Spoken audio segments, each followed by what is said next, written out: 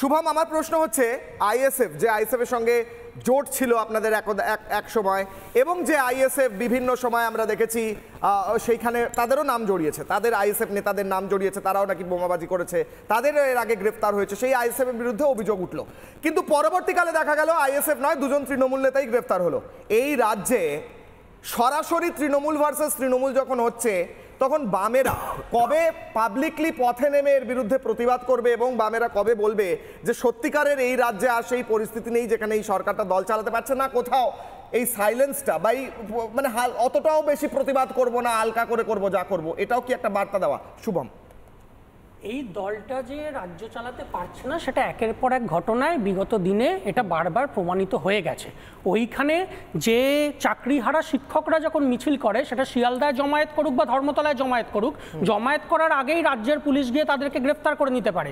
কিন্তু যে পূর্ব পরিকল্পিত খুনগুলো যখন হয়, তখন রাজ্যের পুলিশ কোনো ব্যবস্থা নিতে পারে না। এর কারণ হচ্ছে রাজ্যের পুলিশ জানে যে স্বয়ং মুখ্যমন্ত্রী মমতা বন্দ্যোপাধ্যায় চান না যে আইনের শাসন কিছু কিছু জায়গায় বা রাজ্যের কিছু কিছু অঞ্চলে আইনের শাসন চলুক, এটা স্বয়ং মুখ্যমন্ত্রী মমতা বন্দ্যোপাধ্যায় চান না।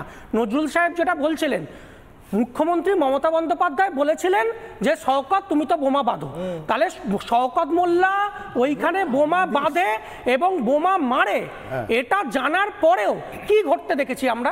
শওকত মোল্লাকে গ্রেপ্তার হতে দেখেছি। তার বদলে আমরা কি দেখেছি?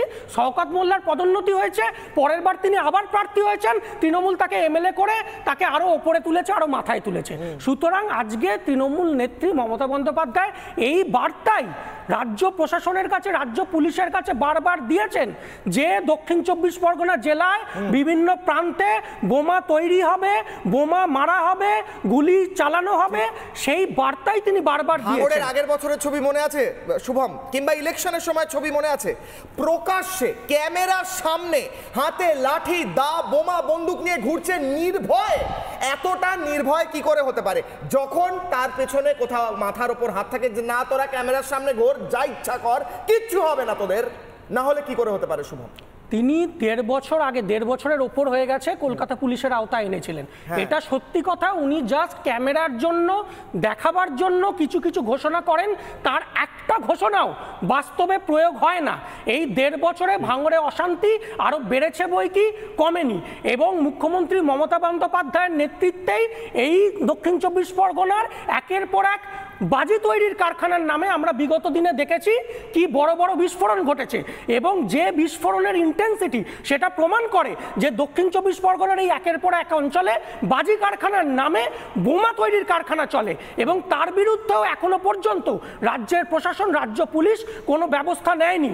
সুতরাং শওকত মোল্লাকে প্রশ্রয় দেওয়া থেকে শুরু করে দক্ষিণ 24 পরগনা জেলার একের পর এক প্রান্তে এই বোমা তৈরির কারখানা দিনের পর দিন চলা, তার বিরুদ্ধে কোনো ব্যবস্থা না নেওয়া, এটা প্রমাণ করে যে সরাসরি মুখ্যমন্ত্রী মমতা বন্দ্যোপাধ্যায় এবং তৃণমূল সরকারের মদতেই এই ঘটনা বছরের পর বছর চলছে।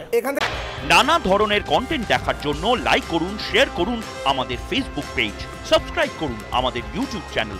পাশাপাশি অন্যান্য ব্রেকিং নিউজের জন্য অবশ্যই চোখ রাখুন রিপাবলিক বাংলায়।